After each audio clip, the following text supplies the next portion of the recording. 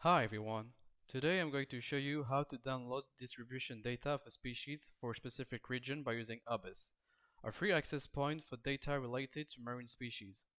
This will help you to get geographical data on the species you want to study, hence to make a distribution map of a particular species on GIS programs such as ArcGIS or QGIS.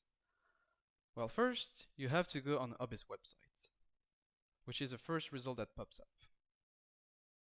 Once on the website, you're going to use a search bar in order to make your research. Depending on the name, select either taxa or common names, and type the species name you're interested in. Let's say for example that I am interested in the distribution of the crown of thorn starfish, also known as Acanthacia planki, in the Great Barrier Reef. We will specify the location later.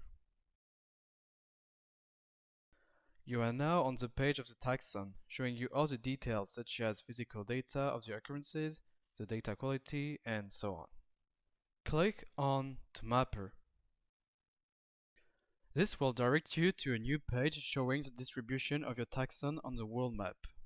And you will see on the right side a window showing a banner with your species and information about the number of occurrences. To precise the area you're interested in studying, click on the green box and select Edit. As you can see, different settings are at your disposition, such as location, time range, and many more, in order to narrow your research and get more specific data. Click on Areas and type in the search box the region you are interested in. In our case, we want the Great Barrier Reef. Also, you can add several regions at a time. If you want to delete a region, simply click on the name at the right side. If you are satisfied with your research, you can click on Save. Now, click again on the green box, select Download, and click on Download zip file. This will create a zip file in which you are going to extract the files that are in it and place them in the folder of your choice. Click on the CSV file to take a look. And there you have it.